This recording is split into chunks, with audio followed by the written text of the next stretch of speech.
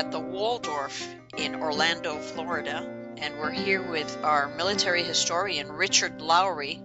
And Richard, I understand that there's talk that states that the Al-Qaeda is no longer effective and is no longer a threat to the United States. Is that right? No, I don't think so. The most recent events in the news indicate the opposite of that. Al-Qaeda is a very slippery organization that hides in the shadows and moves from place to place. The actual translation of the term Al-Qaeda is the base. It is an organization that has many different organizations that come together within it. One of which being Al-Qaeda in the Maghreb. They got started in Libya during the overthrow of Muammar Gaddafi, and they have since moved into Mali, which is in north central Africa. They have taken over a land mass in Mali about half the size of the country,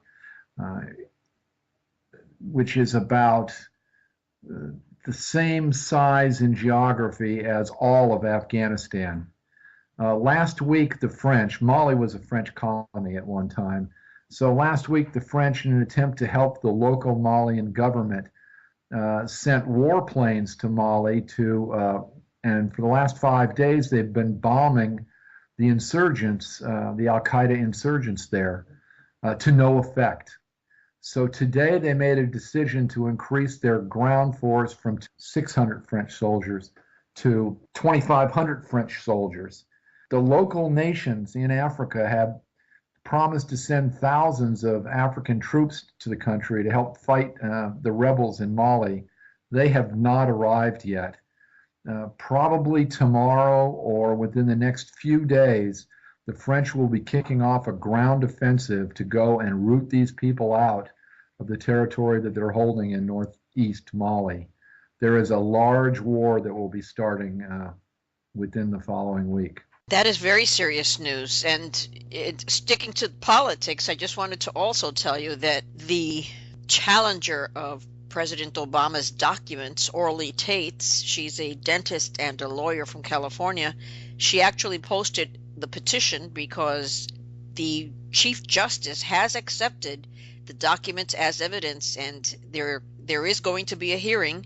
And she put it on whitehouse.gov, where the public is invited to post opinions, and it was taken off when it got 700 signatures in a matter of an hour. Interesting. It is, isn't it? I was not aware of that. Now, I follow the military news. I'll leave the political news to you and others.